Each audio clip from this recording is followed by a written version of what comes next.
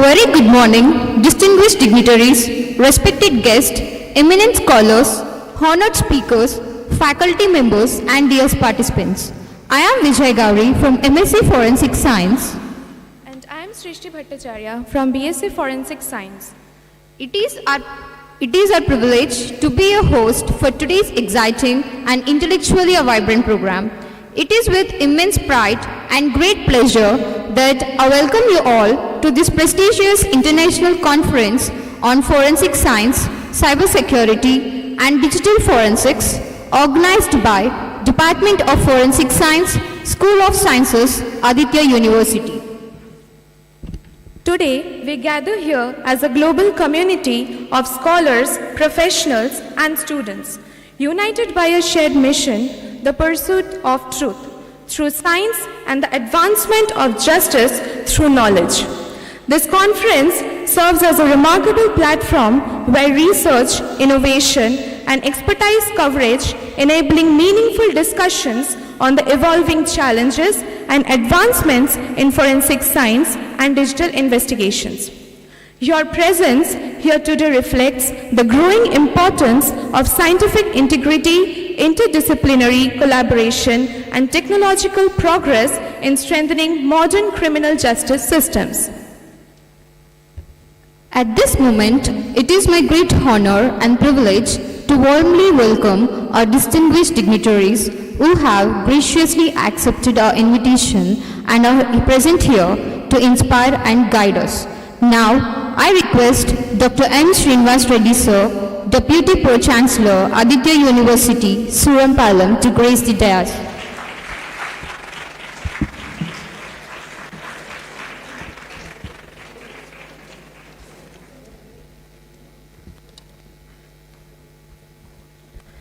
Now, I request our Honorable Chief Guest, Professor Dr. R. Venkatula Sir, Vice Chancellor of India International University of Legal Education and Research, Goa, to kindly grace the dais.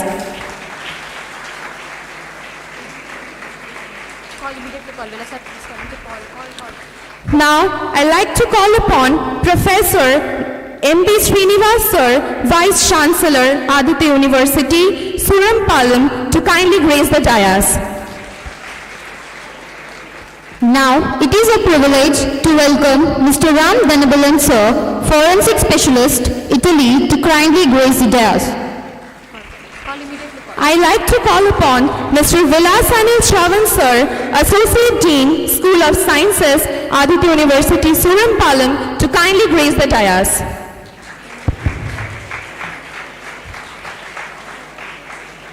We sincerely thank our respected dignitaries for graciously joining us on the dais. Your esteemed presence greatly honors this occasion. Now I request everyone to raise for the national song.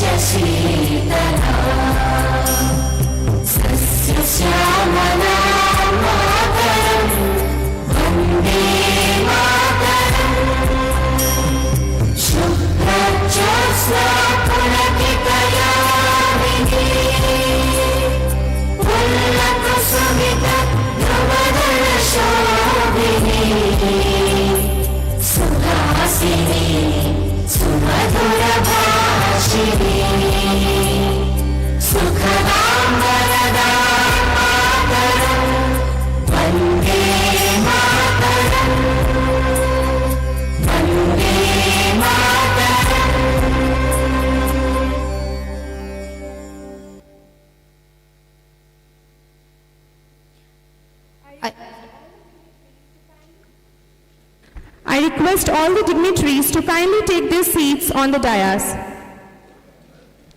Now, as we move ahead with the ceremony, we will begin with the auspicious lighting of the lamp, a tradition that symbolizes the removal of darkness and the spread of knowledge and wisdom. To make this moment even more graceful and soulful, I request all the dignitaries present on the dais to come forward to light the ceremonial lamp.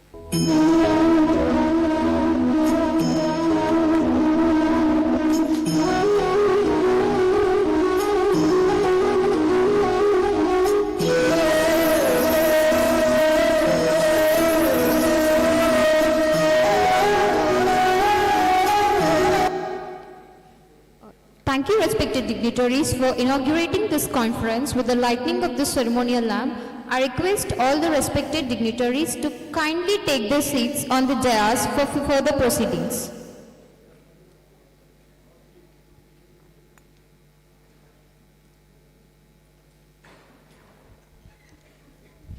It's my privilege to invite our Honorable Dr. M. Srinivas Reddy Sir, Deputy Pro-Chancellor, Aditya University, Surampalam, to address the opening remarks and share his valuable insights.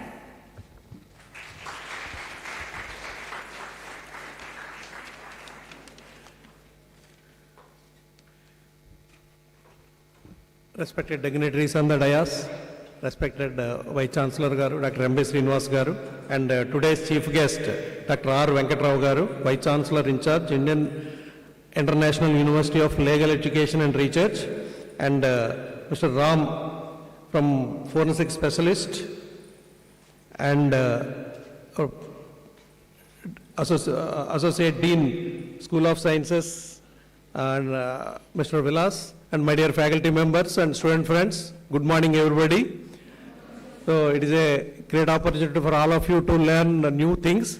First of all, I appreciate Mr. Vilas and the faculty of Forensic Science and students and organizing committee for arranging such a wonderful conference in our campus. So this sort of conferences are very much useful for all the students, especially the Forensic Science students. It is a very practical oriented program. So theoretical knowledge is not enough and you have to learn it practically. So in present days digital era, the criminal justice system is entirely different and a lot of evidences are required. So the field like cyber security, forensic science and digital forensics plays a vital role in present days criminal justice system and the investigation system. So that's why it's a very important aspect, and conferences like this will bring all the academicians, researchers to the campus, and you have a lot of opportunity to learn from all these people. So please utilize these 2 days properly and learn the things so that you can have a bright future. So once again, I appreciate the Department of Forensic Science for arranging this conference. So I don't want to take much of the time because so many experts are there. We have to learn from them. So wish you all the best. Thank you. Thank you very much. Thank you, sir, for your insightful opening remarks. Your words have truly set a positive and inspiring tone for the sessions ahead. It is my privilege to invite our Honorable Associate Dean, Mr. Vilas Anil Chavan, sir, to present the event report and address the gathering.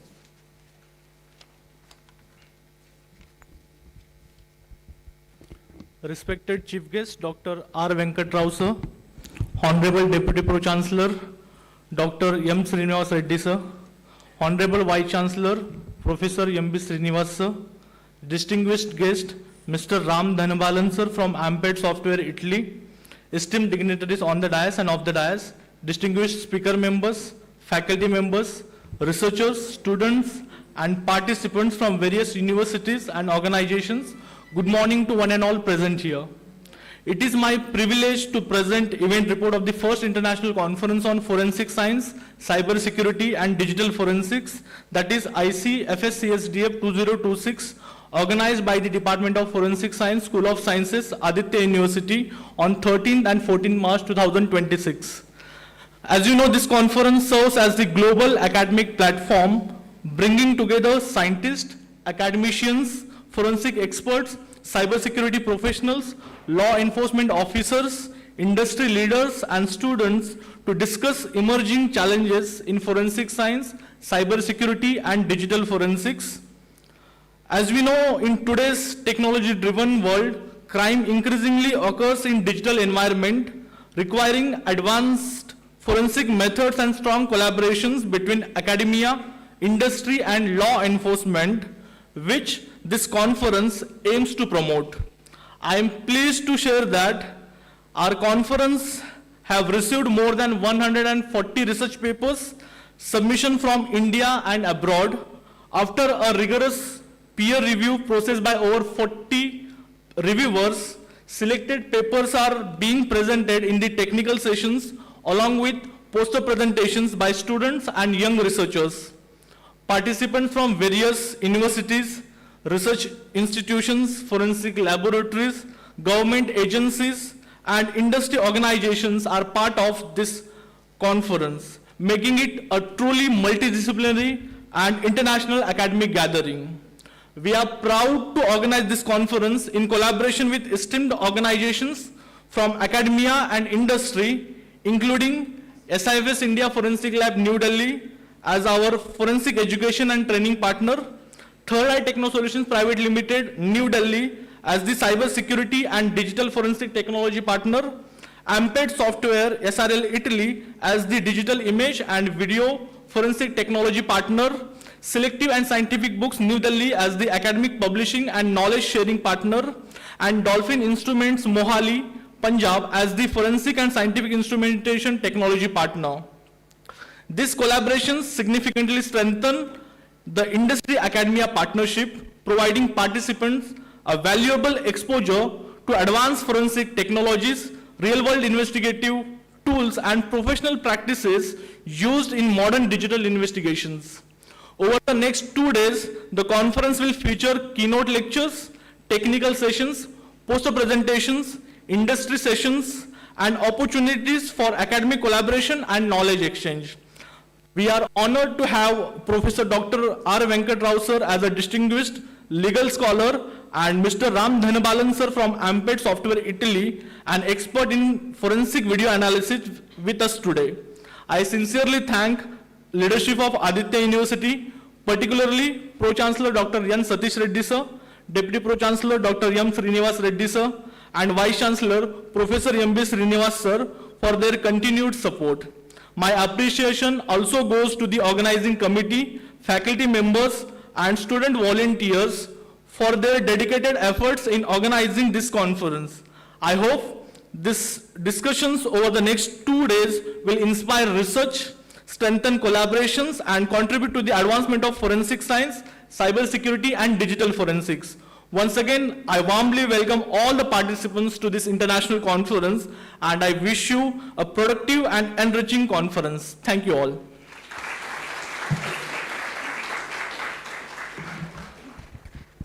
Thank you, sir, for your conference debrief, which helped us to know more about the conference. We now invite Honorable Vice Chancellor Dr. M.B. Srinivas sir to share his thoughts and visions with the audience. Thank you. Very honorable chief guest and also very eminent legal personality, Professor Venkatrao Garu. He is also the Vice Chancellor of India International University of Legal Education and Research, and my colleague and honorable Deputy Pro-Chancellor, Dr. Srinivas Reddy Garu, and industry guy, industry specialist, Ram, and today's groom, Anil, and all the faculty, colleagues, and friends, students. Very good morning to all. Yeah. At the very outset, I should really congratulate Anil and his team for doing a great job and bringing this first international conference. And that is how you actually take your department into kind of eminence. I'm sure this is the very first step that you've taken, and I'm sure going forward, you'll be doing many, many such events as well.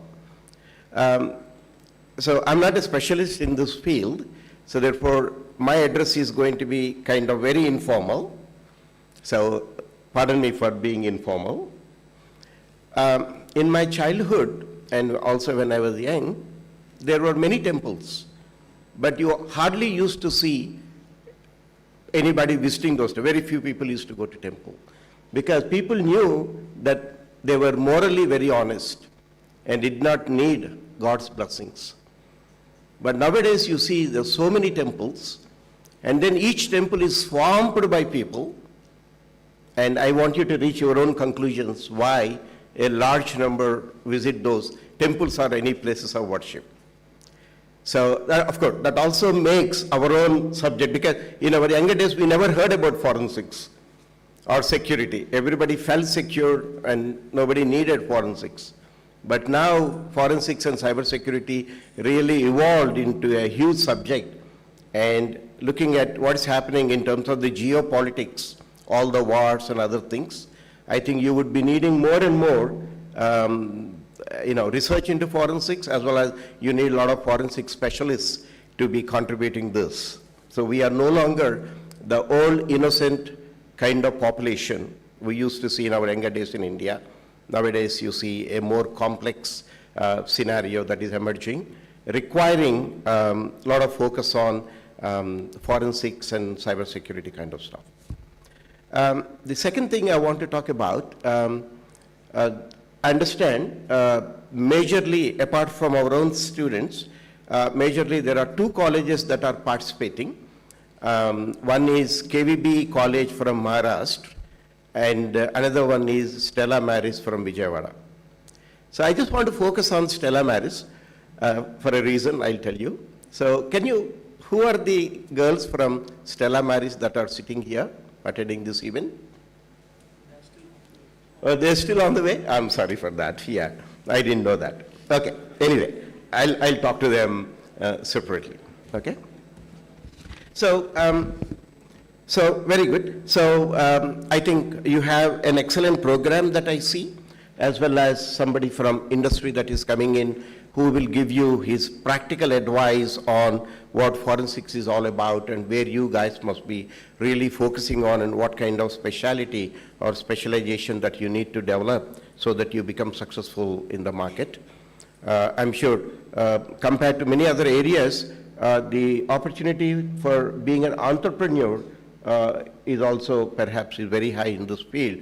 I'm sure Ram will speak more about his own experience on how he became an entrepreneur himself. So don't look for government jobs, because there are very, very few government jobs. Most of the time you need to depend on yourself. And with limited investment and limited kind of facilities, you can still become a very good, solid forensic specialist. I'm sure the kind of paper that is going to be presented today will give you a wide perspective on what this area is all about and what people are working on, what are the kind of latest results that have been reported, and what is the way forward. So these are all very, very interesting things that should come out over the next couple of days. And I congratulate all the authors who submitted their papers, who are also going to present their work. But don't think that you want to go back after this conference. Please keep in touch with us, because Dr. Vilas is really pushing himself very hard with support from faculty and the student to build a great department. And we would like to work with other academic institutions as well as the industry that he was talking about. So that way we can create a very good ecosystem of research in forensics. And as you all know, we've been signing MOUs with many, many universities abroad for masters abroad or bachelors abroad kind of thing. And your area is a highly interdisciplinary area, right? So you need to know biology, you need to know chemistry, you need to have experience with a wet lab, whole lot of things. And cybersecurity also is a kind of a different kind of ball game. So I haven't seen any other subject which is as interdisciplinary as forensics and cybersecurity is. Therefore, those of you who are doing your BSc, fundamentals are very, very, very, very important. You need to understand your basic biology, basic chemistry, basic, physics. And also, my experience is that maths, they have a maths course as well. And some find maths a little challenging, looks like, but you can take help from the mathematics professor that are there in our university to build your skills in maths as well. It's not simply doing an experiment, you need to use your mathematical skills to build a model first, and then go to labs to verify and validate that model. So that gives you a completeness to your work. So please focus on all these fundamental subjects, as well as some of the applied topic that you are going to learn in the course of 3-year BSc or 2-year MSc, and I'm sure you would be doing really, really well. And you will have full university support in terms of whatever facility that you want to create, because you need some advanced analytic instruments as well. So we will certainly equip the department with those instruments. But hard work is the only secret for success, okay? So don't take life easy. Just focus, keep studying, keep working in the lab, keep yourself busy all 3 years or 2 years, whichever is the duration that you are in here, and make sure that you go successful, because you won't get another opportunity to work in this kind of field. So only one-time opportunity. Please make best use of all the facilities that we create, as well as some of the excellent faculty that you have that will teach some very advanced topics, and then make sure that you all become a professional digital forensic scientist or cybersecurity scientist. Okay. So with this, I wish the very best to Vilas, as well as the faculty, colleagues, and students, to have a great 2-day, and then further you need to carry out that spirit, and that spirit of inquiry and innovation, to make sure that you all become successful. Aditya University believes in making every student a successful product. Okay, we don't want to leave out anybody, but then we will do our part. You please reciprocate by doing your part, and let us succeed collectively. Okay, all the best to you. Thank you, sir, for your enlightening and inspiring address. Your valuable insights have truly enriched this conference. Now, I would like to invite Mr. Ram Dhanabalan sir, Forensic Specialist, Italy, to address the gathering.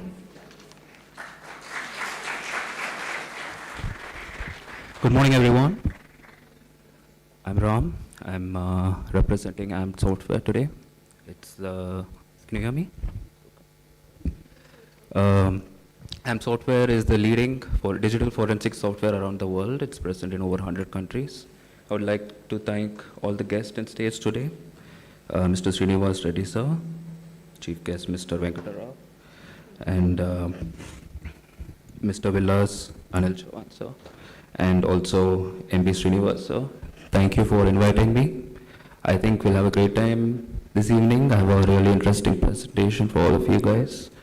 As you know, we are in a new age of digital forensics. AI-generated images, videos are circulating like crazy these days. So I would like to explain more about that and how to combat that. So we will go deeper than just normal digital forensics. So I'm excited. I'll keep this short because I will be spending a lot of time later with the presentation. So thank you. And thank you to all the students who come today and will be spending the time today and tomorrow. So I'm excited. I hope you are too. And thank you. Thank you, sir, for your address, has added a great value to this conference, and also for sharing your wisdom and expertise with us. Now, I'd like to invite Professor Dr. R. Venkata Rao sir, Vice Chancellor of India International University of Legal Education and Research, Goa.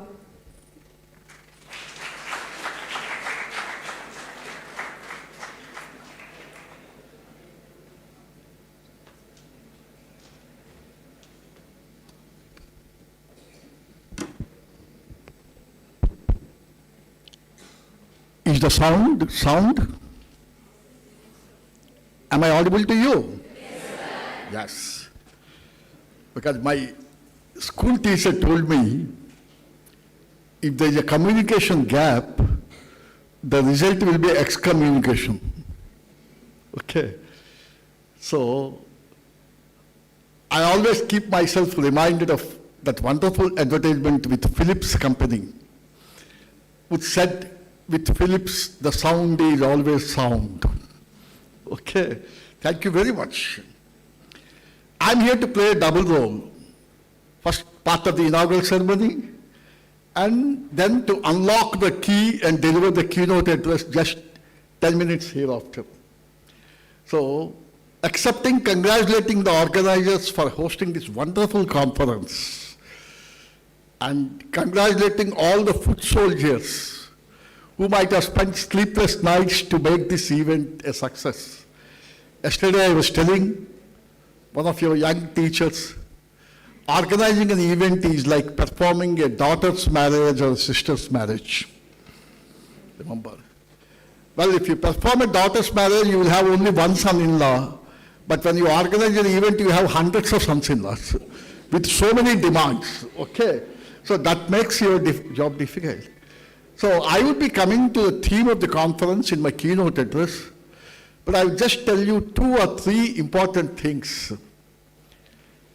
Your Honorable Vice Chancellor and others were referring to what is called decision age of IT. What does the letters IT stand for? Excellent. But you know what Barack Obama said? I have that recorded speech with me. My younger brother is the citizen of the United States, of course. So Barack Obama, who was a professor of law before becoming president of the United States, came to Silicon Valley to seek votes for his second term. Then he said, fellow Americans, I congratulate you. Look at the last 4 letters in the word American. It says, I can. Yes, you have proved to the world that you can. But I'll ask you one question, he said. Yes, you have proved to the world that Silicon Valley is the capital of IT. NASA is the space capital of the whole world. But my question is, who is there in Silicon Valley and who is there in NASA? He said, you have Hispanics, you have Chinese, you have South Koreans, above all you have Indians. You don't have Americans. And if the same continues for another 30 years, the American hegemony will be lost. But then comes the masterstroke. He said, Silicon Valley is the IT capital. Yes. Till yesterday, IT stood for information technology. From today onwards, IT stands for Indian talent, he said.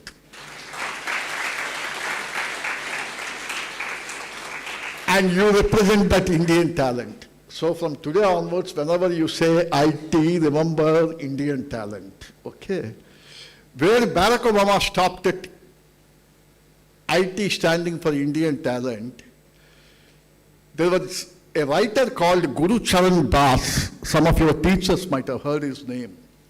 He wrote a beautiful book, India Grows at Night. India Grows at Night. In that book release function, I was present on the dais along with Guru Charan Das. Girish Karnad was also present. I whispered in his ears, Guru Charan Ji, why did you give the title India Grows at Night? Then he asked me, Professor Saab, have you read the book? I said, I have read all your books, I'm your favorite. Then he mischievously said, don't you think I have given the title India Grows at Night because the government would be sleeping at night? Then he said, because you have read the book, I don't want to tell a lie. He said, what is daytime for India is nighttime for the United States and Europe. What is nighttime for India is the daytime for the United States and Europe. All our qualified professional graduates are going to United States and Europe, and they are contributing to the growth of India also. And therefore I said India grows at night. Please read this book. ask your vice chancellor and principal to keep a copy of the book in your library. India Grows at Night.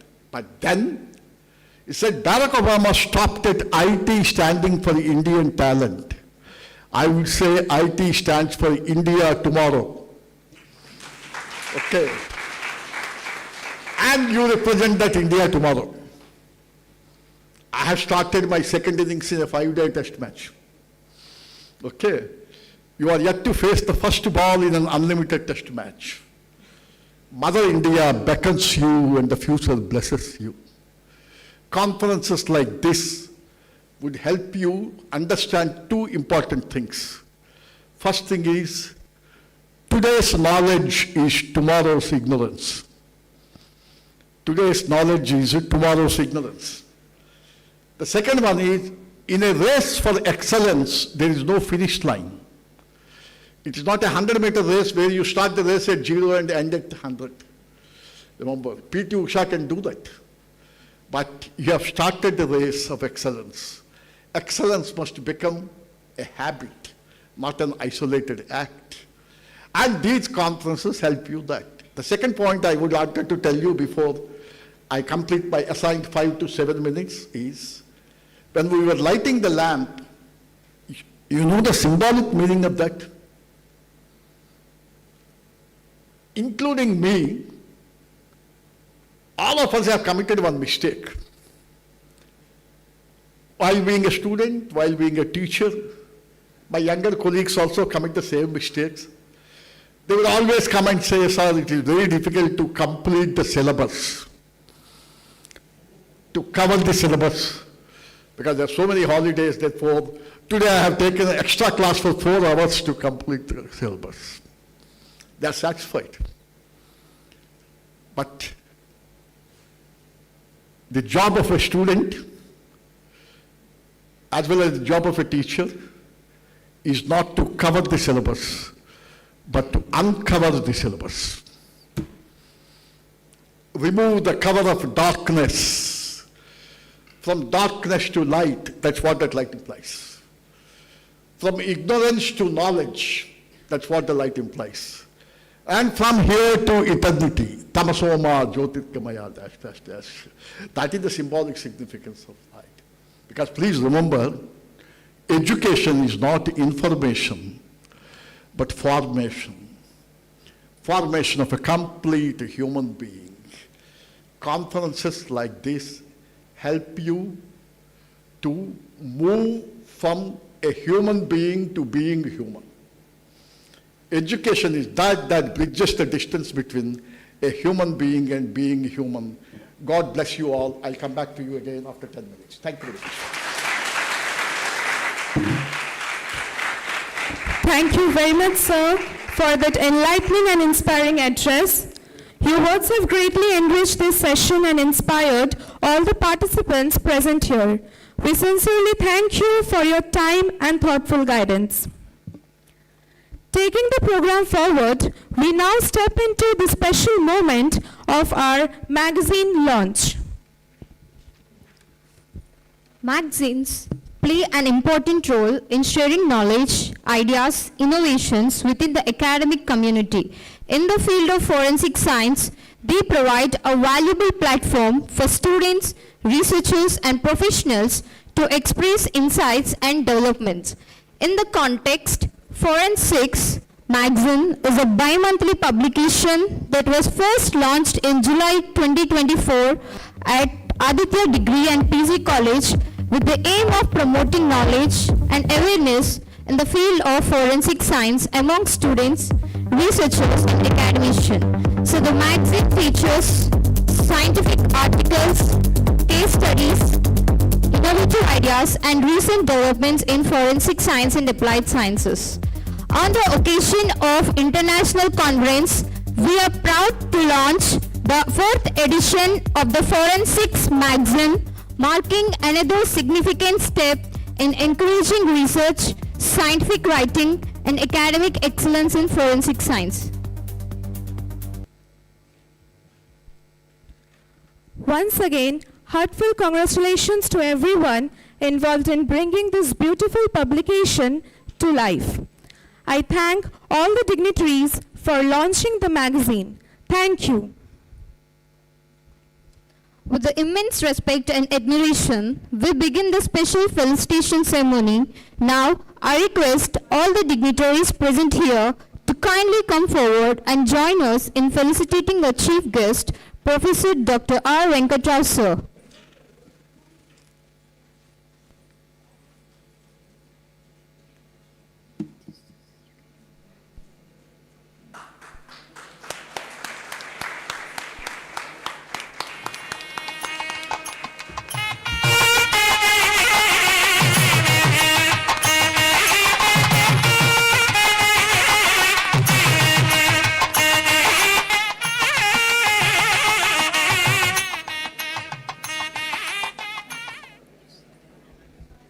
Thank you very much. We sincerely thank our respected chief guest, Professor Dr. R. Venkatrao, sir, for graciously accepting this small token of appreciation. It's our privilege to felicitate such a distinguished academician and visionary leader. We would also like to extend a heartfelt thanks to all the respected dignitaries for joining us in honoring our chief guest. I request all the dignitaries to take their seats on the dais.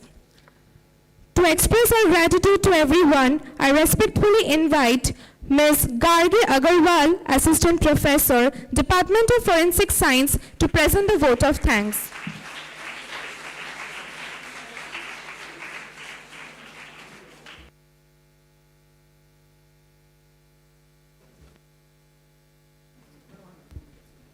Respected dignitaries on and off the dais, distinguished speakers, faculty members, delegates, and their students, a very good morning to everyone.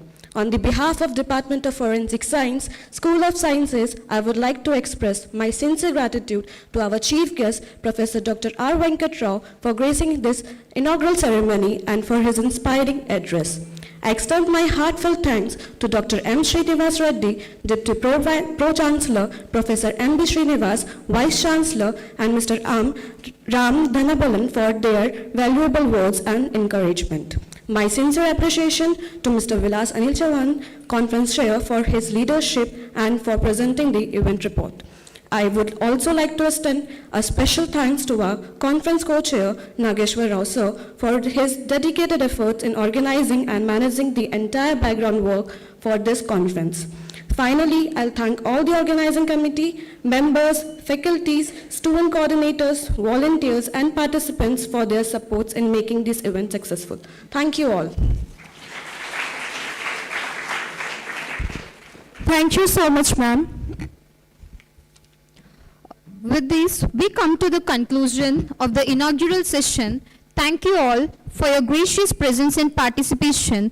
We now respectfully request all the esteemed dignitaries to kindly take their seats in the chairs arranged in the front row as we proceed to the next session of the program. Thank you. Now we will proceed with the inaugural keynote session.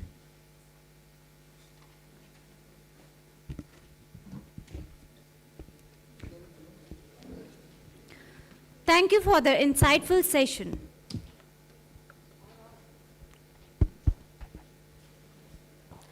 As we move forward with the program, we will now take over as your host and guide you through the upcoming sessions. I am Meghna from MSc Forensic Science. I am Niket from MSc Cybersecurity and Digital Forensics. With this, we now move to the next segment of today's program.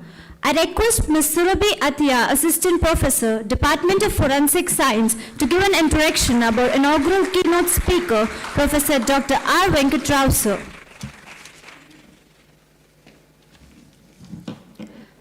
Good morning, everyone. Before introducing our distinguished chief guest, I would like to briefly introduce myself.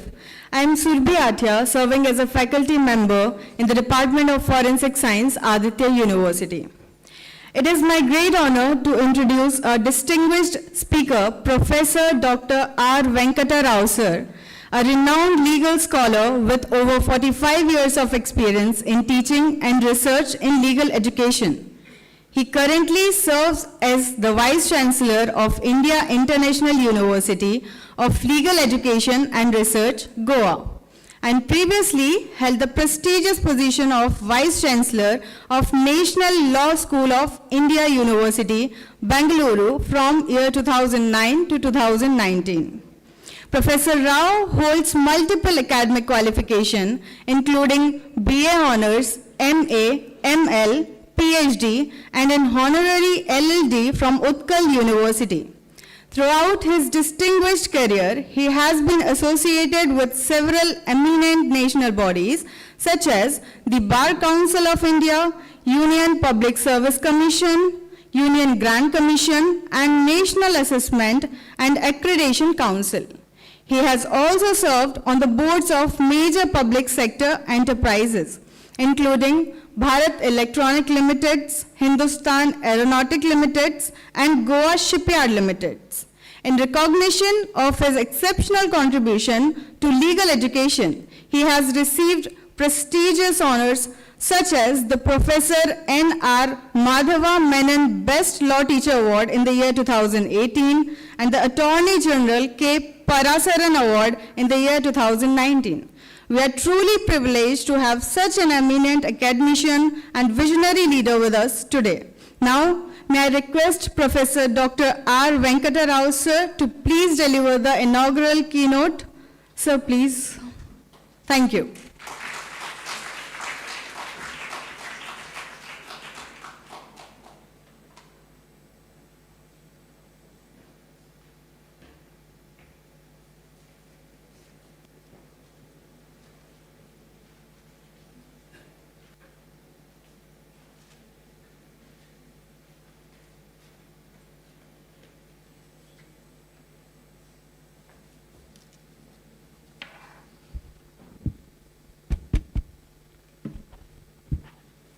I would add only one sentence to that wonderful introduction. I continue to be a student of law, nothing more than that.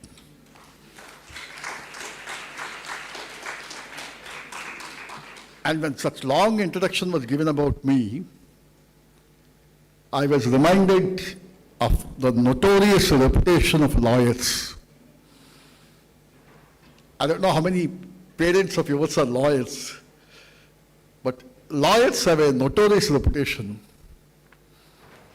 The notoriety arising from the fact when the case is weak, they give a long introduction in the court of law, at least to satisfy the client. When the case is strong, they just get up and say, "My lord, the facts speak themselves." Maybe your smart madam gave such a long introduction about me, maybe because the case is not very strong. Okay, don't have high expectations. And though the Dean of Faculty of Forensic Science has entrusted me with a very judicious topic, I'll come to the topic later. I'll first try to explain to you the fundamentals, but before that, when I was invited to deliver the keynote address by Dr. Suresh, the custodian of this university and the registrar, I was in two minds. I was in a Hamletian dilemma, to accept or not to accept. And I was in a pensive mood. But I come from a family of music lovers. And my wife came and said, "You're always cheerful." I keep smiling always, because smile increases your face value. My elementary school teacher taught me, look at the face of a kid. He smiles 500 times a day. A kid smiles 500 times. Why can't you smile at least once a day, he said. Why should you be all serious as though you have a toothache problem? Okay. Therefore, at least smile increases your face value, therefore keep smiling. And from that day onwards, I've been trying to smile. Okay. And therefore, when I was in a pensive mood, my wife came to me and said, "Why are you so pensive?" No, I was invited by my good friend Dr. Suresh to deliver the keynote address at an international conference on forensic science, cyber security, all 21st century jargon, I said. Then she asked me, what is that you were asked to deliver? Keynote address. Yes. Then she said, don't you remember that keynote is the lowest note in the musical instrument? If you take a musical instrument, the keynote is the lowest note. Therefore, the organizers wanted you to deliver a speech which has the lowest note. Please go speak something and come back. And that gave me the courage. I am grateful to my wife. And here I am to deliver the keynote address. The audience was nice enough to give me 50 minutes, 50. But psychologists say it is very difficult to arrest the attention of the human beings for more than 25 minutes. After 25 minutes, this mind starts making tangential excursions. And it's very difficult to arrest it. I would like to finish it within 25 or 30 minutes without testing your patience, which might force you to go to a forensic science laboratory. Okay? Okay. But I'd like to first explain to you the terms which are being frequently used. Artificial intelligence.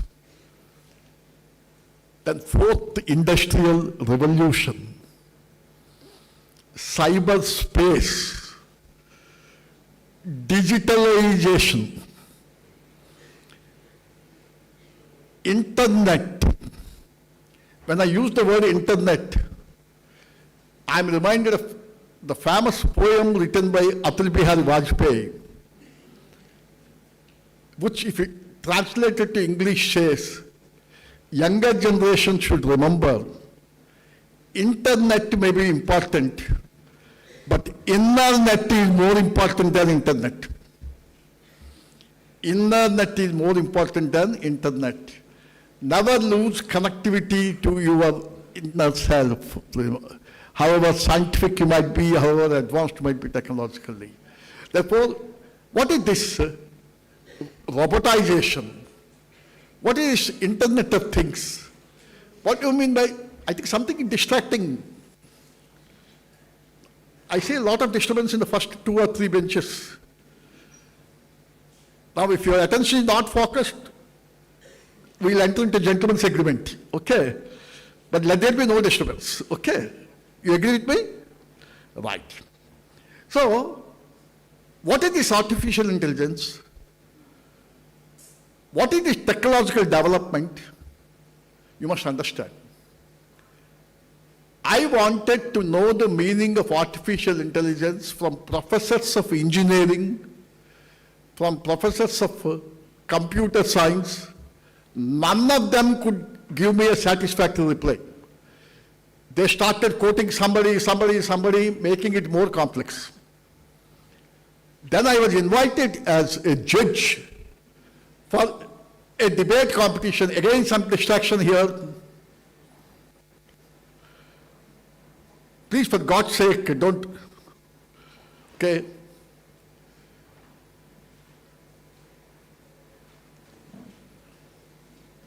I was invited as a judge for a debate competition for school-going students.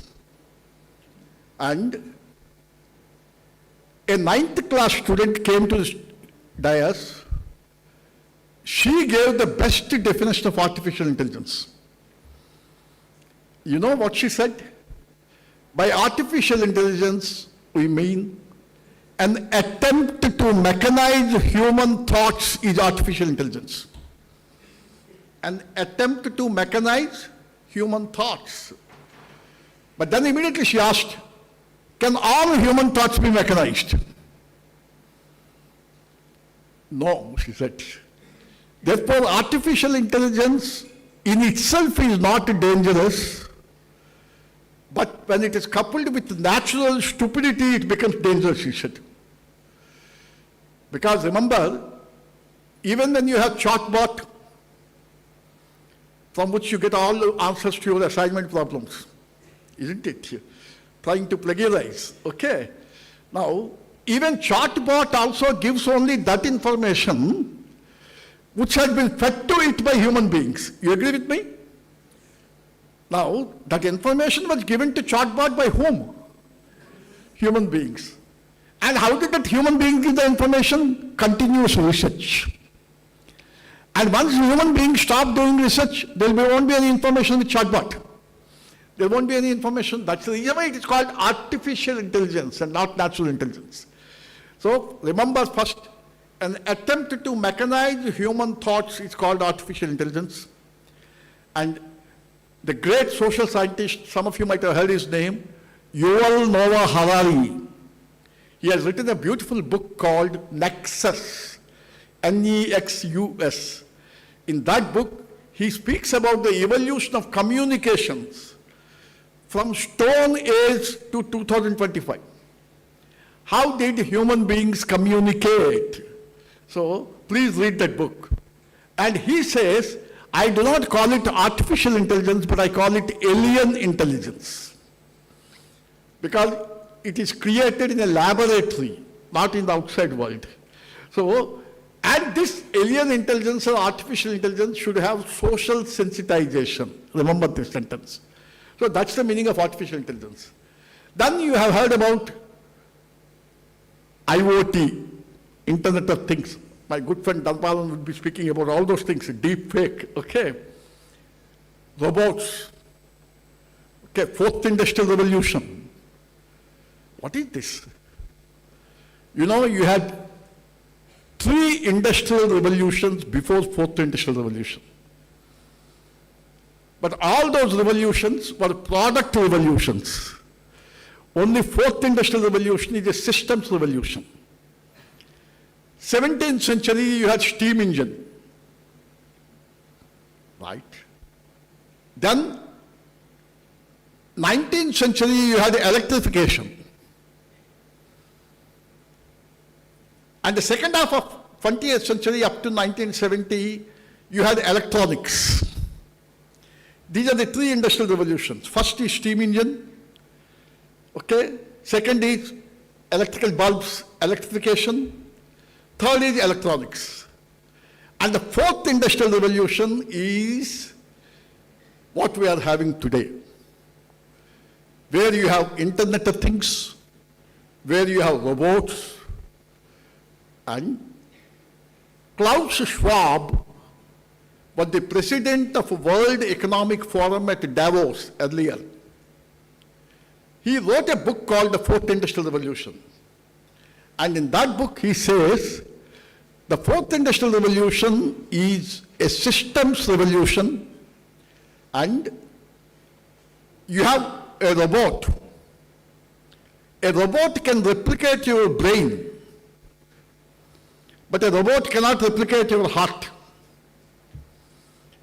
A robot cannot replicate your soul. So what is required at the end of the fourth industrial revolution is, he says, a human renaissance. That means, he says, let technology not dehumanize us. Remember this sentence. Let technology not dehumanize us. We are first human beings, we are last human beings. Steve Jobs, you have heard his name? You know, just before his death, what he said, how happy and peaceful was life when apple and blackberry were just fruits. He said, how happy and peaceful was life when apple and blackberry were just fruits. Bill Gates, I was telling your colleagues, you have definition of education at the entrance of the building. You speak about mirrors and windows. Bill Gates came to India and he said, what is this younger generation? When I'm asking them, have you heard about Gates? They said, yes, Bill Gates, they said. They're not worried about the natural gates which will allow them to enter their house. I said, have you heard about Windows? They said, yes, Microsoft Windows. I said, I wanted natural light to enter through your windows into your house, and you are speaking about Microsoft Windows. So, this is the impact of sophisticated brainwashing on your brains. Remember. That means somewhere you have lost touch, connection with nature. See. And in the name of connectivity, we are the most disconnected people. You agree with me? That's the reason why in 2026, the Oxford Press has said the new word in 2026 is connectivity. Because research in the United States said 71% of the youngsters, if they don't look at the smartphone, okay, they become neurotic. They become psychological wrecks. The dependence that is slowly creeping into Eastern societies also, remember, where you start your day with a smartphone, where you keep your smartphone below your pillow, okay, and where your near and dear speak to you, you feel they are disturbing you, and you get emotionally upset. That means, where has technology taken us? Okay, that is one aspect of it. It is true, 21st century is an age of innovation. My century, 20th century, was an age of renovation. But today we live in an age of innovation. But Satya Nadella, you know, how he has defined innovation. Satya Nadella was sitting like this in a college. Today he has become something. Okay. You know what he said? Innovation means empathy turned into action. Empathy turned into action. That's called innovation. So you must have that heart throb. You must have that empathy. So when you look at technology, please remember these things. Before I come to forensic science, remember criminal justice system. First principle you must understand is, you cannot have solutions to 21st century problems with a 20th century mindset and 19th century working tools. You remember that.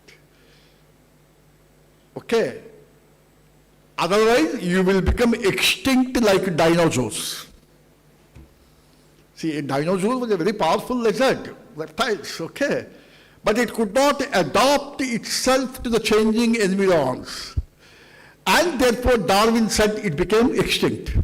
But human beings have the resilience to adapt to such an extent that the word called Darwinism has been included in the dictionary.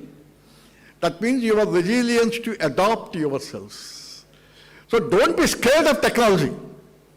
There have been a number of inventions. Printing press came, nothing happened. Telephone came, nothing happened. You agree? Fax machine came, nothing happened. SMS came, it had disappeared, nothing has happened. It was predicted that SMS would disappear. Today, Thomas Friedman predicts that in 20 years from now, your smartphone will disappear. Difficult for us to believe. And human beings would be doing everything through contact lens. Already it has started in some of the Scandinavian countries. They don't have time. Now you don't have time for SMS. And if I send an SMS, you say, oh, because your grandfather is sending SMS. So, WhatsApp has driven SMS into the nearest dustbin. And Thomas Friedman wrote a book called Thank You for Being Late. The entire book is about technology. And he says, don't worry, you are not adapting yourself to technology, you will adapt, only take time. Okay, and he especially says, grandparents, don't worry, your grandson will help you. In fact, my grandson helps me in all those things. So don't get scared. Don't become panicky. But remember, technology, good servant but a bad master. Okay, don't get yourself mastered by technology. Keeping these caveats in mind, we will now go to criminal justice, because Dean has asked me to speak about criminal justice as to how there is a crisis of confidence. I'll give you only one example. Most of you must have experienced it. Suppose you have given your house for rent. Simple example. And the tenant is not vacating it. Tenant is not vacating it. You go to the police station, let us say. The police inspector, station house officer, it is called. He said, what's the problem? So you want to lodge a complaint or you want to go to a court of law? Then the inspector will say, I will give you a practical advice. Please go to the local rowdy, give him some money, and he will ensure that your house is vacated tomorrow itself. If you go to a court of law, you have to wait for 5 years. You have to spend the same money on the advocate. It is doubtful whether you will get a relief or not after 5 years. So I am interested in getting my house vacated. Therefore, I go to mafia. I go to local rowdy. Give him 50,000 rupees. Today I go. Tomorrow you go. Day after tomorrow he goes. Next week everyone goes. What will happen to the system? Any system can withstand only marginal deviancy but not total deviancy. Now today we have only marginal deviancy. People have lost confidence in the institutions. What are those institutions that are in vogue in administration of criminal justice? There are 4 institutions. First is police, because most of you come from non-law background. When a theft takes place, you have to go to the police station, isn't it? So first is police. They will do investigation. After police, you have prosecution. You have an additional prosecutor, somebody in the court of law. After prosecution, you have the judiciary. After judiciary, you have correctional institutions called prisons. Fifth one is society. So how many? 5. Police, prosecution, courts. Don't use the word correctional institution, it's difficult for you to remember. Prison, jail you can say. Okay, but the correct word is correctional institution. Jails, then society. These are the 5 facets of criminal justice system. Unfortunately, these 5 must work together. But you will not be surprised that today you find police blames the prosecution blames the court blames the correctional institutions, and the correctional institutions blame the society. So it is a question of fault finding and not fact finding. And the prosecution blames the forensic science labs, saying that the report is not coming. Very recently, there was a massive fire in a forensic office, and most of the files were destroyed. Okay? Whether it was man-made or nature-made, only God knows. Okay? So what happens is, these 5 facets of criminal justice, instead of working together, they indulge in the blame game. Go to court consistently from morning 11 o'clock till 4 o'clock, the judges will be criticizing the police. Go to police station consistently from 6 o'clock in the evening right up to midnight, they will say, oh, the judges, remember, okay, however strong is the case, they are acquitting. Then both of them say, lawyers have no standard, prosecutors, especially at the lower levels. As a result of which, there is a crisis of confidence in the institutions. And your dean has beautifully suggested one word to me. I said restoration of confidence, but he said restoration of trust. Crisis of confidence to restoration of trust.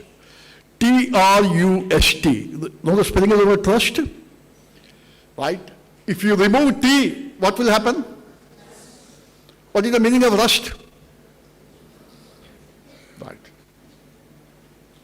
Where T stands for truthfulness. If you remove truthfulness, trust becomes rust. That is exactly the state of affairs in the administration of criminal justice today. And I'll tell you, at least with your filmy knowledge, you will say IPC. IPC was given to us in 1860, 1860. Then CRPC, because somewhere in Chiranjeevi's films these things happen. I come from a family of film heroes. Right. My cousin Sai Kumar, he was born in my house, and his son Adi was born in my house, Shambhala fame. Okay. Therefore, we have a lot of filmy contacts. That's a different story, of course. So now when we come down to this administration of criminal justice, remember, these four facets keep fighting. And truth becomes a casualty, it becomes rusted. And therefore, there is crisis of calm. Why? First thing is old laws. 1860 IPC. Then you have Criminal Procedure Code. That was given to us in 1898 first. It was subject to minor modifications in 1955. Then it was changed in 1973. Then you have the Evidence Act, which was given to us in 1872. Each act was more than 150 years old. Therefore, an attempt was made to decolonize those laws and to Indianize those laws, to make them more updated, tech-savvy, technologically. That is where the role for forensic science becomes very important. And from 1st July 2024, 3 new laws have come. You need not remember because they are all Hindi names, it's difficult to remember. Bharatiya Nyaya Samhita, BNS for IPC. Bharatiya Nagarik, okay, right, exactly, you're right, that is CRPC. Then, Adiniyam, it goes Evidence Act. I'm happy that you know that, okay. But after 2 years, they become familiar. I'll tell you my personal experience. When I was a student of LLB, CRPC was changed in 1973. I did my LLB in 1973. No teacher was willing to teach because it's a new law. And by the time 8 months were over, finally we requested a practicing advocate, and now people have become familiar. See, this is called transitional difficulty. So you have now today 3 new important laws, and in that, forensic science is given importance. For offenses which are punishable with more than 7 years, forensic science investigation is a must. Now, what is that? For offenses more than 7 years. But then the government was very practical. You can't expect the police officers and the investigating officers to master the new law in a month. Therefore, what they said was, for 5 years, we will put it on hold. In these 5 years, there must be capacity building. There must be capacity building. Educational institutions have been given the responsibility to build the capacity of whom? All the 4 facets. That matters, we have trained a number of judges. We have trained a number of prosecutors. Remember, this system is going on. So, from 2024 to 2029, the window is kept open. And then from 2029 onwards, it becomes mandatory. Because there will be capacity building, capacity enhancement, capacity development. That's an important concept of forensic science. The second one is Evidence Act. Now there is scope for electronic evidence, as they would like to say. Under the 1872 Act, there was nothing. Therefore, now the acts are tech-savvy. The last point I wanted to make was, a very important point dealing with the youngsters relating to cyber law and cyber crimes. You must have heard the word cyber bullying. Okay, most of you must have been victims also. Okay. But remember, the limitation of law, understand. What is that limitation? Law can never regulate the greed of human beings. Law can never regulate the greed of human beings. Nor law can instill character in human beings. See, if you want modern laws to be successful, remember, there must be ethical component of it. Now, cyber crimes, people are taking advantage of your greed. They say if you invest 1 lakh rupees today, you will get 1 crore in 1 month. Can you get it? Remember. But you become blind. You invest 1,000, they give 10,000 back. And you are made to invest. All because of your greed. Nothing more than that. They take advantage of that. Okay? Therefore, remember that before you speak about cyber crimes.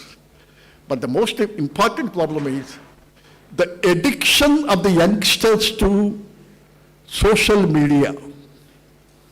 And now attempts are made, including in countries like Australia, to ban the use of social media by youngsters. Have you heard about it? Children below the age of 16 years should not use it. Karnataka government has done it. Andhra Pradesh government is on the anvil to do it. But is it the remedy? I'll just read you an extract from a judgment. Follow me very carefully. With this, I'll complete that. Children in India frequently operate through a double proxy dynamic. Double proxy, have you heard this word? That means you use an instrument which is registered in the name of your father, in the name of your mother, in the name of your uncle. So proxy is not limited to attendance in the classroom. Proxy is also, remember, has spread its wings to use of instruments. Suppose you ban it, you will ask your father to give the instrument and start doing it. Okay, then the judge says, nearly 71% of the children reported using a family member's social media account with adult requested identities. That means I'll be a 10-year-old child, okay? I'll ask my mother, I'll stop eating food, lunch, dinner, everything. On the second day, my mother succumbs and she gives the instrument. And I'm back to square one. So in such a situation, if you ban the instrument, what is that's going to happen? One must understand, digital space is not only a space of risk, but also a space of education. Youngsters get educated, okay? But what is that we are supposed to do to overcome that? It's not banning. Banning is never a solution. What is required is, I go to that, please remember, there must be consultations with all the stakeholders. I must speak to you. Teachers play a very important role here. And that not only educate children on healthy online behavior, but also guides parents. Teachers, the judge said, should call for the meeting of parents and should guide them as to how it should be done. That way, I congratulate the organizers of this conference, because this is one way of spreading the culture of educating the teens about the contraindications of technology. Otherwise, remember, cyberspace will haunt you. You will be bullied, okay? And resulting in all anti-social, unnatural activities. Because ultimately speaking, please remember, that will make you alienated. That will make you frustrated. That will make you aggressive.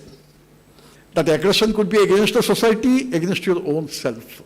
And therefore, in this age of digitalization, in this age of stalking of cyberspace, understanding technology and making use of technology in a judicious way is absolutely essential. And in that context, I congratulate the organizers of this institution, because please remember, conferences like this very frequently take place in places like Bangalore, then Pune, Delhi, Bombay, but in places like a rural village near Kakinada in East Godavari district, for such a conference to take place, remember, it speaks volumes about the commitment of your institution. And in my opinion, this institution is serving a greater purpose than the central universities and IITs, because your catchment area is 90% of the students here are first generation recipients of education. Some of your parents might not have seen the face of the college also. And this is the real work. And I congratulate my good friend, Shasha Reddy. Okay, we were together members of Executive Council in Andhra University, and all the faculty for having taken such a wonderful initiative in organizing this conference.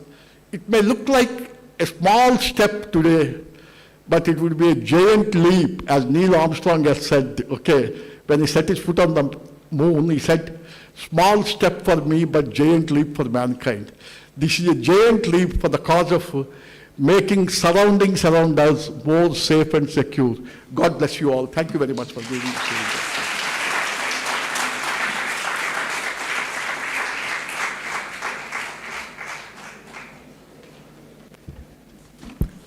Respected Sir, thank you very much for the enlightening keynote address. On behalf of the Department of Forensic Science, School of Sciences, Aditya University, we sincerely thank Professor Dr. R. Venkata Rao, Honorable Vice Chancellor of India, International University of Legal Education and Research, for sharing his valuable insights on From Crisis of Confidence to Restoration of Trust, Technology as an Enabler in Modern Criminal Justice and Investigations.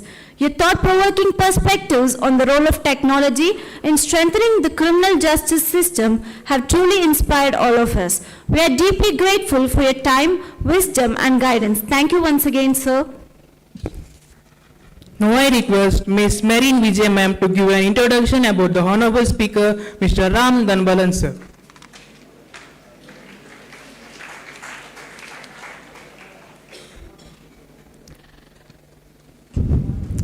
Good morning, everyone. Before introducing our distinguished guest, I would like to briefly introduce myself. I am Marine Vijay, serving as a faculty member in the Department of Forensic Science, Aditya University. It's a privilege for me to moderate this session today, and I look forward to a productive and insightful interaction with our distinguished guest and all the participants. It is my pleasure to introduce our distinguished speaker, Mr. Ram Dhanbalan, a forensic specialist at Ambert Software, Italy, a globally recognized organization specializing in digital image and video forensic technologies. Mr. Ram Dhanbalan has expertise in multimedia forensics, digital evidence analysis, and forensic tools used in cybercrime investigations. Through his work, he contributes to advancing techniques used by investigators and forensic professionals to analyze and investigate digital media. Today, he will deliver a talk on deepfake forensics and AI, analyzing digital risk alongside Ambert product capabilities. His session will highlight the growing challenges posed by AI-generated media and deepfake technologies and the role of advanced forensic tools in identifying manipulated digital evidence. Please join me in warmly welcoming Mr. Ram Dhanbalan for this insightful session.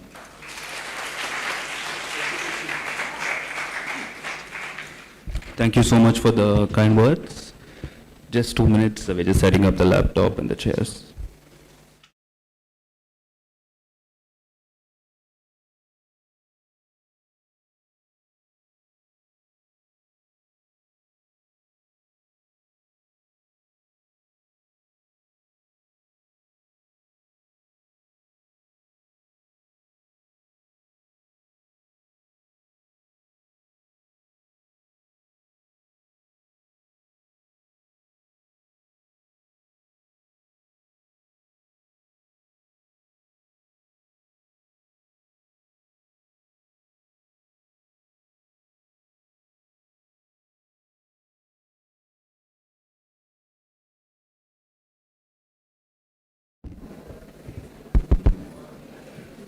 Okay, good morning, everyone. So I'm Ram. I'm representing AMP Software today. It's a company based of Italy. And today I'll be talking about deepfake forensics and AI, and also the risks involved in AI these days, and also I would give a brief about our products. So this is our team. It was founded in 2008 by Martino Erion, the guy in the middle. And we have been industry leaders in digital forensics for over 20 years. And we also have a subsidiary in the US. So what's our mission? Our mission is to become the reference and standard in digital forensics and enhancement for image and video forensics.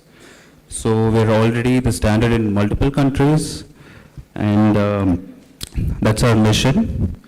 And our vision, which I think is really important, and I'll be bringing this point multiple times throughout the presentation, is justice through science. So your beliefs could change in a few years, your thoughts could change, but science would never change over the years. So that's our vision, and we will maintain this theme throughout the presentation. So like I said, we're in over 100 countries, 110 now, if I'm not wrong. And we've been in the standard in multiple countries, and it's used by a lot of top intelligence agencies. Obviously I can't name them for privacy reasons, but it is the standard in a lot of countries. So we also have a presence in India too. A lot of FSL labs, law enforcement do use our products, and we are looking into expanding our reach throughout India. So what is deepfake? So that's the topic which we'll be discussing today. So deepfake, two words, deep and fake. Deep arises from deep learning, which is essentially machine learning and AI, and fake is just making fake content. So deepfake is using deep learning to make fake content, essentially synthetic media. So you might ask, what's the difference between AI generated images or videos and deepfake? Think of AI generated media as a rectangle, and deepfakes is like a small square in it. There are multiple use cases for actual AI generated images, videos, but there is also a small section where it's been misused. So that's what deepfake is. So the different types of deepfakes, I think you would have come across it in your day-to-day these days through social media, through news, and it's really mainstream these days. So this obviously deepfake video, face swapping, you take a different video and you use machine learning to just swap the face of that video. You could just imagine what kind of purposes it's used for. And then you have deepfake audio, which is really used in a lot of scams. So if someone has like a 10-second audio of me talking right now, they could just generate whatever they want. They could make me say whatever I want. They could use it for anything. They could just call my mom and tell, I have your son, he's in danger, send me 2 lakhs or something. So that is a danger, and it is happening. It is really common. And then you have lip sync deepfakes. This we see in a lot of political campaigns or some kind of lot of propaganda where they're trying to change the narrative or misinformation. They're making people see what they didn't. And the scary part of all this is really accessible. We'll talk about this in a bit. And then deepfake photos, which is also something that's really common these days. We will go in depth into it. Today's presentation, I'll be talking about images for the sake of time and relevance. So see the evolution of media manipulation. So first, in the early 1990s, 2010s, you had Photoshop, people who needed expert training in that software, and even then you couldn't make convincing fakes. And then in the early 2020s, we had the research era of diffusion models, and right now we have instant and prompt-based image editing, which is really accessible. Any one of you could just log into the Gemini app or ChatGPT and do a really professional kind of, like photo editing, which took a professional few years ago through Photoshop, doing a lot of composting, but something that's really accessible to these days, which is reflecting in the number of digital crimes that's been occurring. So what's the most prevalent activities? So obviously there's extortion. So where, someone takes the identity of someone and puts them in a not so good situation, and they use that for blackmailing or something. That's a really common thing that we see throughout. And there's synthetic identity fraud, where people are getting fake interviews disguised as someone else, and just doing a lot of scams through that. That's another common we see. And then obviously propaganda. I think that's something you'd have seen throughout social media these days. Maybe some videos you wouldn't know that it's AI, but it is. And it takes a learning curve to understand what it is. Even experts these days, even I sometimes can't figure out what is AI or real these days, so it's getting really hard out there. So it is looking a bit scary, but with the right tools and the right mindset, I think we could combat this.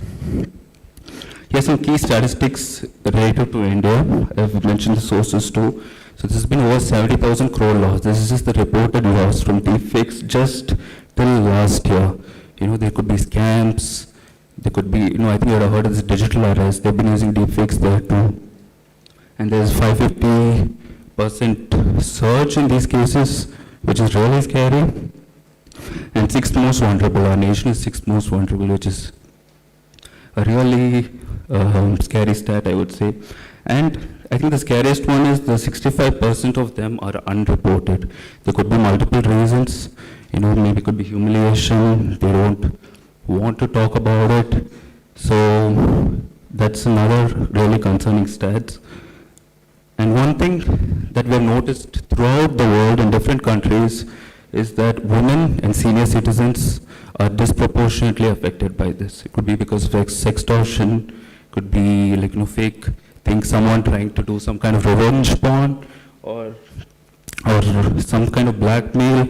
So this is a really depressing stat where women is disproportionately affected, and older people, because they're more probable of getting scammed because they're not aware of the technology or how it works. So this is a really concerning stat, and we need to more focus on this. Okay, I'll just give you an outline of how AI generated images are created. So there's a training source which just takes a lot of images from the internet, and most could be copyrighted, most could be personal images too, and that goes through AI model training, which is just a bunch of neural networks that just do a lot of mathematical calculations to figure out what the connection is between the annotated text and that image, and it stores that in the database.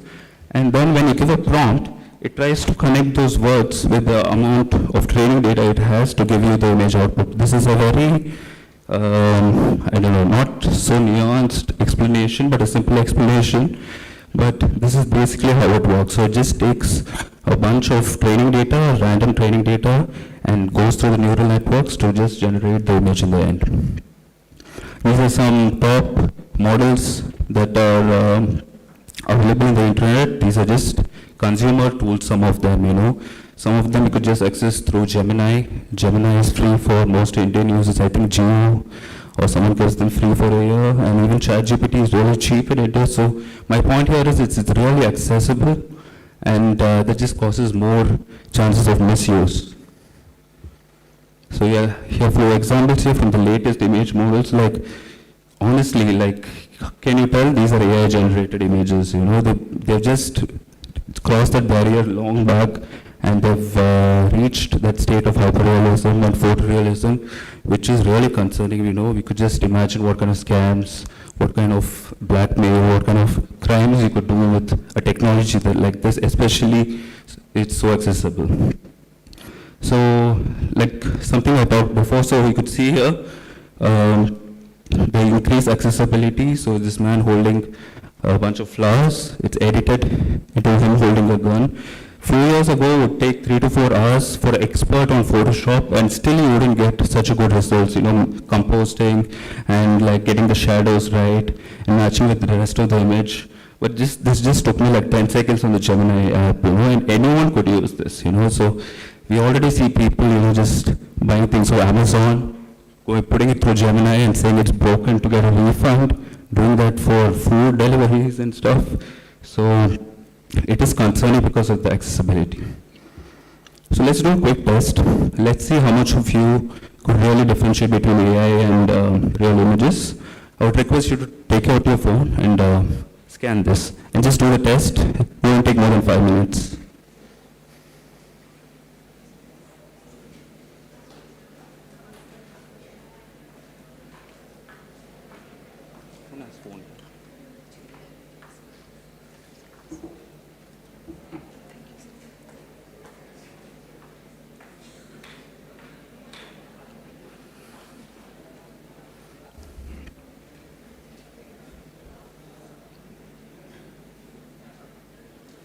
Maybe for the people in the back, maybe you could put it in your WhatsApp group. The QR codes could be easier for them.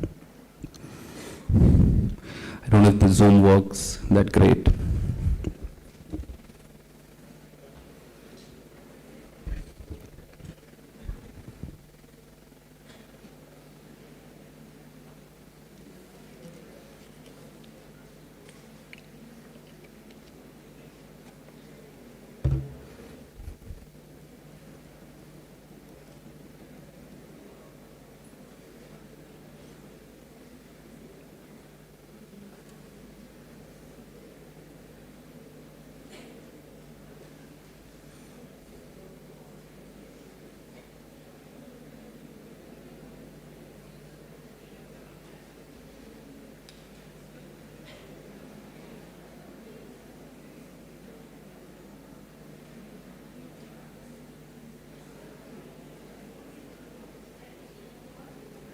If you think it's real, put real. If you think it's fake, you put fake.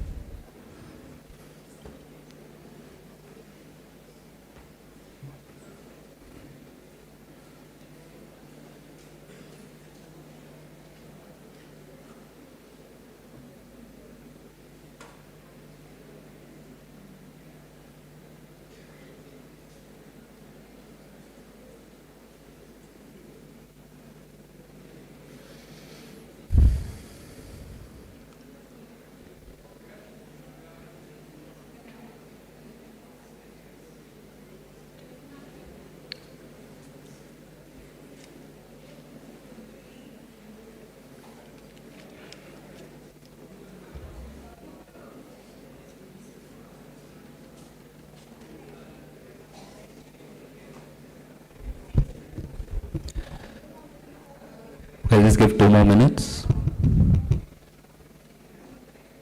I think it'll be effective if you do it fast because that's how we see in social media, right? You know, you just look at an image for 2 seconds and just go to the next one. So just assume you're in that kind of scenario and just quick.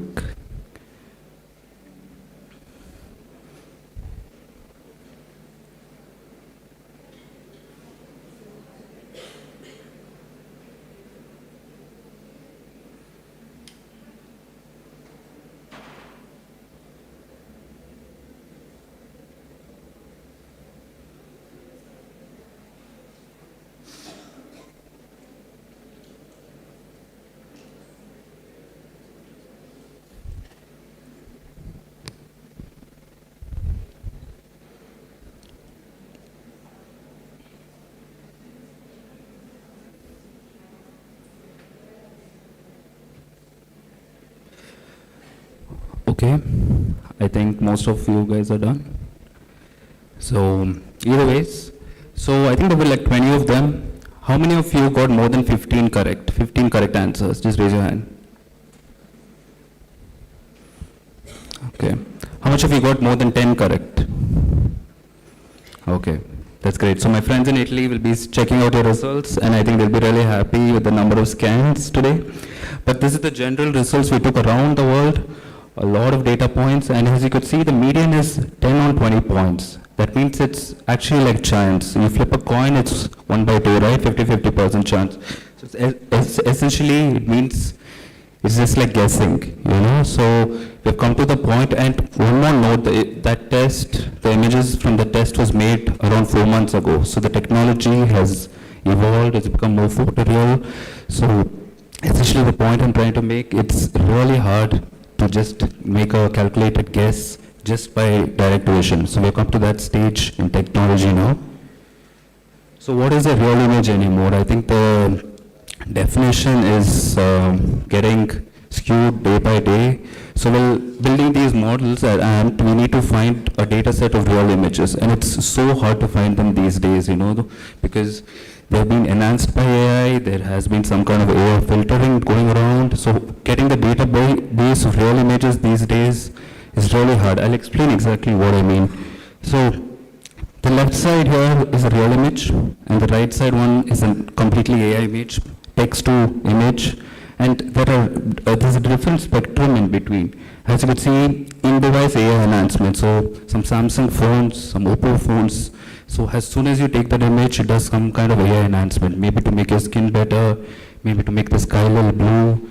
So already it's not a real image anymore. What's a real image? It's something that you capture in real life. So the first stage really it isn't a real image anymore. And there is AI upscale. Some platforms do some kind of upscale when you upload. Photoshop itself does some kind of upscaling. So that again blurs the line between real and AI. And there is AI semantic edit. So you could see I put my friend holding a cat here. So just took 10 seconds, Gemini app, put a photo there and just tell, make a holder of a ginger cat, and it does it in 10 seconds and gives you a result, and you can see how realistic it is. So the spectrum of real and AI images is getting blurred more and more these days. So as digital forensic analysts, we need to understand what it is, from where the image is coming from, what's the source, what's the integrity level of it. And so we need to have a basic understanding about this. So, but there's some positive insights for India. So recently there's been a government ruling where all social media platforms need to label their images. If they are deepfakes, they need to label them as AI. But I personally don't see them following this yet. So there needs to be more strong enforcement. But I get it. It's really hard to enforce this for such a big population and so many digital users and so many different platforms. So it just takes, out of 10 platforms, even one, if they don't follow the rule, everyone will just move there and it'll just become a cesspool over there. So it's good that they got this rule here, but it needs to be enforced a little more strong. So AI in digital forensics. So how many people over here are in digital forensics? Raise your hand. Okay, that's good. So this has been AI enhanced. Can anyone of you give a comment on this? You could give, bro.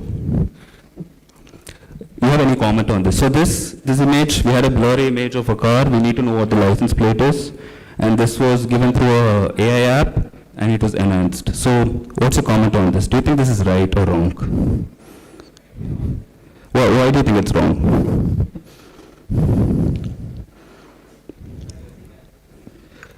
Not exactly, but close. What it is it's hallucinating the details, because there isn't much data to start off with, so it is just hallucinating the detail. I'll tell you exactly why. That is the reason. So this is another case. I don't know if you guys know about Charlie Kirk. So he was a political figure in the US, and he was assassinated a few months ago by this person whom they caught on the CCTV footage. And you could see those other three over there. They were AI enhanced by different news channels and media persons, and they were circulated online. As you could see, and that the picture on the right, on the end over there, is the real image of him. So you could see none of these AI enhanced versions look anything like him, So and this is a serious concern because people think they're too smart and they just put them through an AI and think, I've got an enhanced image, we could make my arrest. But this is really forensically wrong. And we see a lot of media people doing this too.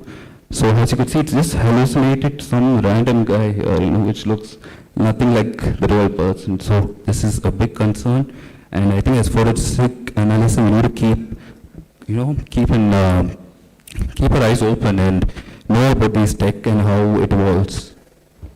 So why this happens is, first the input, there's already very less data, and the AI process, like I said before, the way these AI image generators work is they have a huge pile of training data, random data. They might have camels, Michael Jackson,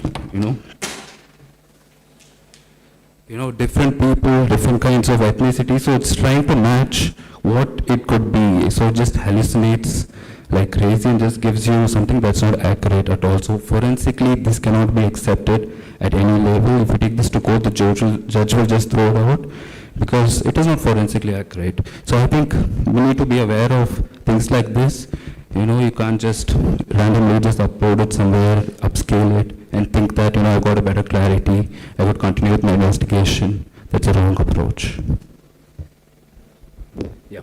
Enhancement by introducing pixels is not forensically sound. This is, I think at digital forensics you would know this because you could alter the data to enhance it, you can move the pixels if you want, but you cannot add new data, especially from unidentified source, because that means you're just polluting your evidence, right? So it is not forensically sound. I think this is the point you really need to remember. So actually some of the guys in the company, they wrote a paper on this especially, showing that AI upscaled images do add some kind of hallucinations. As you get the first one, the middle is the original image. His teeth is completely wrong. And the second one, his mole is missing. And this third also, there's something wrong. So it just goes to show that, there's a lot of hallucinations. We need to use proper scientific, mathematical, physical attributes while enhancing an image, not just using a random AI upscaling. So, like I mentioned, a digital image contains more than just pixels. So it has a lot of things to it which you could forensically check for its authenticity. So like the metadata, as you know, we could say which phone it was captured on, how many times it went through social media, what social media, so what's the compression level for that. So I don't want to get too technical, but what I'm saying is you cannot just have a visual look and make your assumption. There are different ways to forensically test and verify and authenticate your image. AI could hallucinate, but math and physics are consistent. This comes back to the point for the vision of our company is justice through science. So like I said, we keep that as our basis. We do a lot of research internally, we do it with other universities, and we keep continuing to push the barrier forward because end of the day our tool is used by really top agencies and they need the best results. They're working on top cases, so we need to guarantee that. So we do rigorous testing, and I've been part of the testing too, so I do know that it gets really hectic. We try to push to the edge cases to see, because we never know what kind of cases our end users might use. So like I said, this is an AI image too. As you can see, the reflection is quite wrong, and it doesn't follow the laws of light and refraction and everything. So through our software, actually, you could measure this, you could draw some lines and figure out that it's actually wrong. So rather than just doing a blind check or checking it through AI or something, we could use actual physics, actual light, and mathematics to forensically authenticate an image. This is one of the examples. The other one is we could do some kind of shadow analysis. So where we could, the shadows in photos, they do obey a certain kind of physics and maths and projections. So we could figure that out through our software and figure out if that image is AI or real. So little conclusion of the things we learned today is, so deepfakes and GenAI pose a massive threat to digital trust, especially that most of the news, most of the information we have these days is through digital means, through social media. I'm sure most of you get your news through Instagram or X or something like this. So a place like this where it could be filled with so much propaganda, fake images, deep fakes, you need to be aware of that.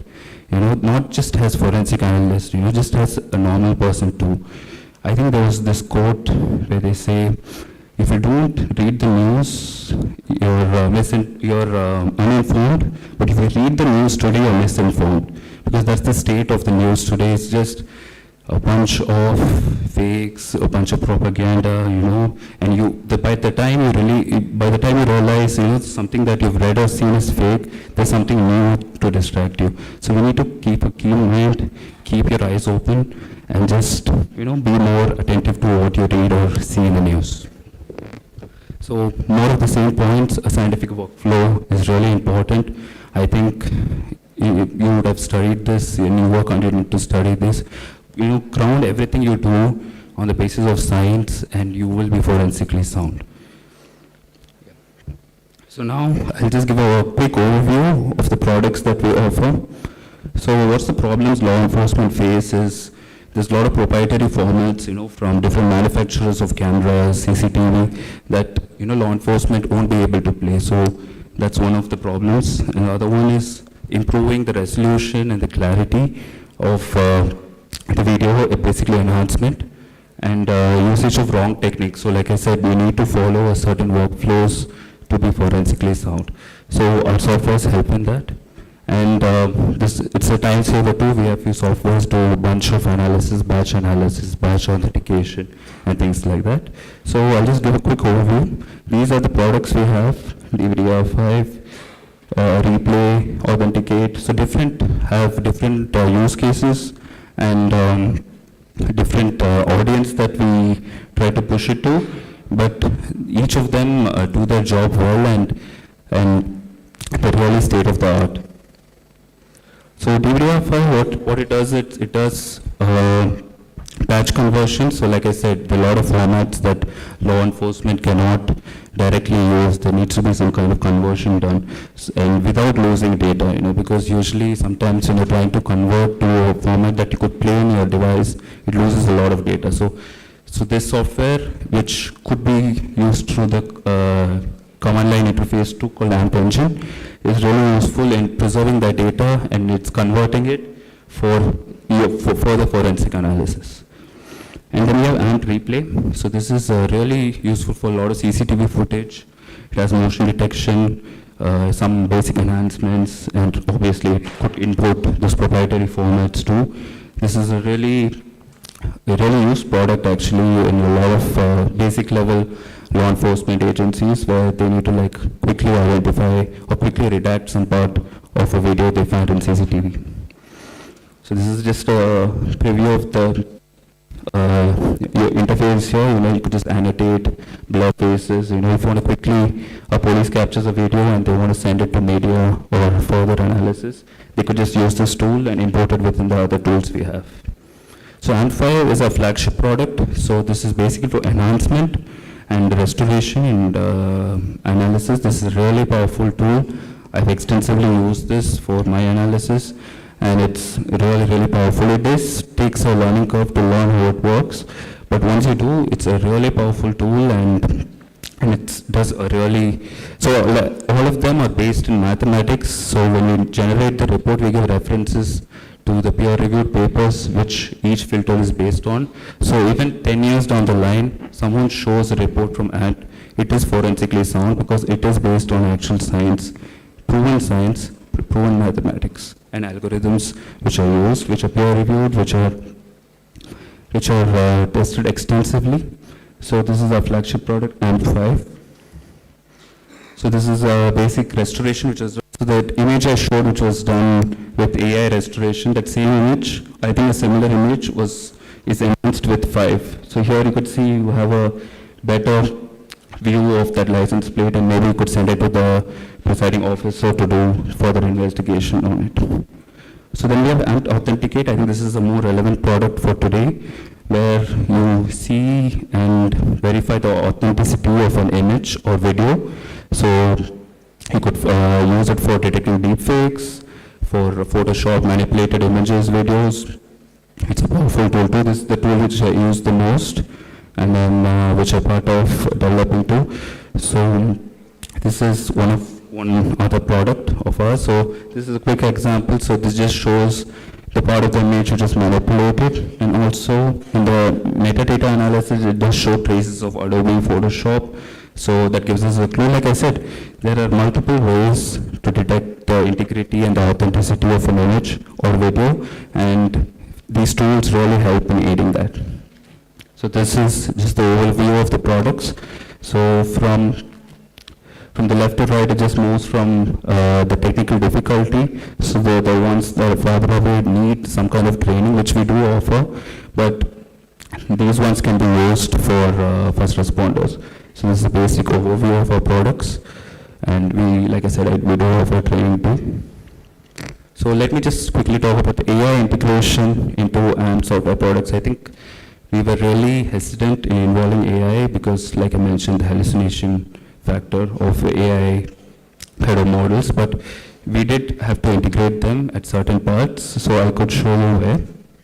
So in Authenticate, we have a deepfake detection filter where you could just upload the image and it could tell whether if it's a deepfake or not.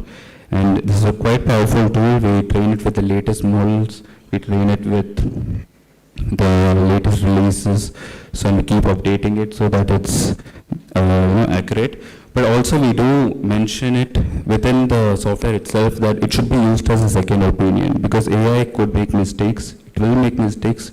There isn't a perfect detector yet, but we try our best to give the best results. We suggest use this as just a reference point and use the other filters within Authenticate to just verify your claim. So this is one of the AI implementations. The other one is Deep Plane. We're very proud of this product. So this basically does what I showed before. It you would give a blurry license plate, and it could try to figure out what the license plate is. So then you could ask me. I was just a few minutes back telling. I gave a pretty similar example and saying that it hallucinates, gives wrong value. So how are we selling this as a product? To answer this, yes, you are correct to answer that, but what I mentioned there was, so when it's hallucinating, it's taking from a random set of training data. Like I said, you take from cats, picture of cats, picture of celebrities, everything. But for this one, we trained it specifically on just license plate. That too, specific to countries. So for the India model, we just trained it on a bunch of synthetically made license plate that are very similar to India. So when it does upscale it gives an accuracy, it gives an estimate of what the license plate is. It's using a training data which has only license plate, so it isn't it isn't hallucinating. But still, even though it's accurate, we still give a warning that use it as a second opinion. Just don't take the value as it is. Just use it as reference and do more further analysis within the software or other external tools to see if this is accurate. So we always give that asterisk because AI models still aren't, great till now. They do hallucinate, they do make mistakes, and from a forensic point of view, we cannot afford mistakes like that because it's end of the day someone's life, someone's future is on the line when they're doing kind of investigations. So we do give a warning. And the last one is assisted redact in AMP replay. So this basically could detect different people within a video, and you could do a lot of modification. You could annotate it, and you could blur the face, if some suspects you want to blur before you give to the media or to the court. So this is kept a lot of international law enforcement in mind when we're developing all this. So this is a really useful tool. This update has been used, really useful because it saves a lot of time, or else you need to manually go and change each time, to redact. So this automatically detects it, and we could just do a redact or annotate or anything like this. So it's been redacted here. So it's a very useful tool. This is another integration of AI. As you can see here, this is not changing any part of the image here. It's just helping you. It's just assisting you in redacting or annotating. So there's no hallucination part here. So thank you for your time. I hope some part of it was educational. And just quickly, one last point, what I want to say is, this you could get to know our website, but either ways, what I want to say is a lot of people are scared about AI and they're fearing it might take a job or something like this. The fear is rational, I do understand it, but end of the day, you need to be smart, you need to use your creativity. So your brain just works on 20 watts of power. AI just needs multiple data centers which need its own electricity source. This one coming in Hyderabad, it needs its own nuclear plant, I heard. So your brain is powerful, you could be a genius. AI, end of the day, like Sir said, is trying to replicate your brain, end of the day. It could just, like I mentioned, it has training data, it could just answer from that. But you could come up with novel ideas. So just one advice I would give is when you're writing a thesis or some kind of research paper, use AI for references and for research, but write it by yourself. That makes a huge difference. Because end of the day, if you use AI, it is just giving you a combination of what already exists. But when you're writing a thesis or a research paper, you need to come with something novel. So I think it's important that you write that by yourself. And all the best. Be kind to everyone. Kindness doesn't cost you anything. And I hope you all for the great future. Thank you.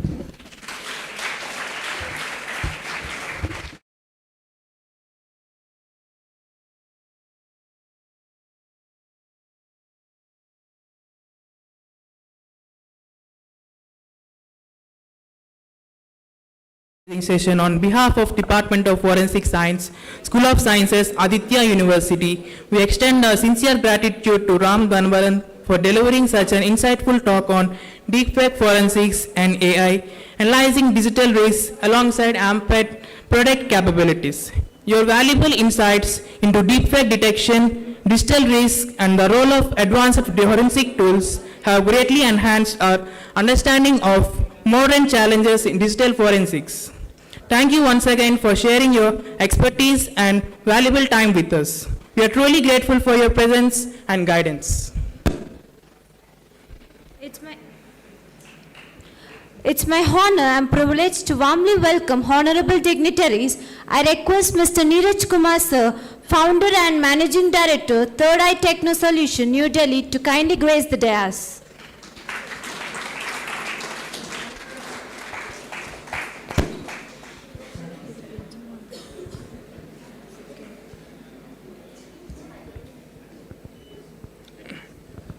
Thank you, sir. It is my privilege to welcome Sri Anurag Mishra, Managing Director, Selective and Scientific Books, New Delhi, to kindly grace the dais. I like to call upon Mr. Praveen Kumar, Senior Manager, Third Eye Techno Solutions, New Delhi, to kindly grace the dais.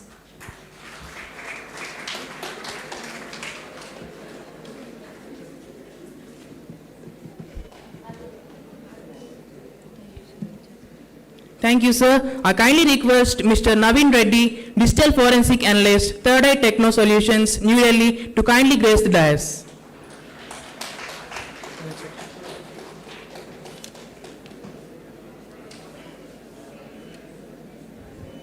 Thank you, sir. We sincerely thank all our respected dignitaries for graciously joining us on the dais. With that, we will now take a short pause in our program for the lunch break. It will be in Boys Hostel Mess, F Block. Bus will be provided for all the students. Before we go for the lunch break, I kindly request all the students present here to assemble at the entrance stairs of the Central Library opposite to the Arthur Cotton statue for the group photograph. I also request the student coordinators to kindly assist the arranging the students in an orderly manner so that the photograph can be taken smoothly. Dear students, your cooperation in forming a proper line will be highly appreciated. Further, I respectfully request all our esteemed guests to kindly assemble at Cotton Bhavan, room number 208, second floor, Seminar Hall, after the lunch break by 1:30 p.m. for the poster inauguration ceremony. All remaining students are kindly requested to return to the seminar hall of RTB by 1:30 so that we may continue the program as scheduled. Thank you. Thank you.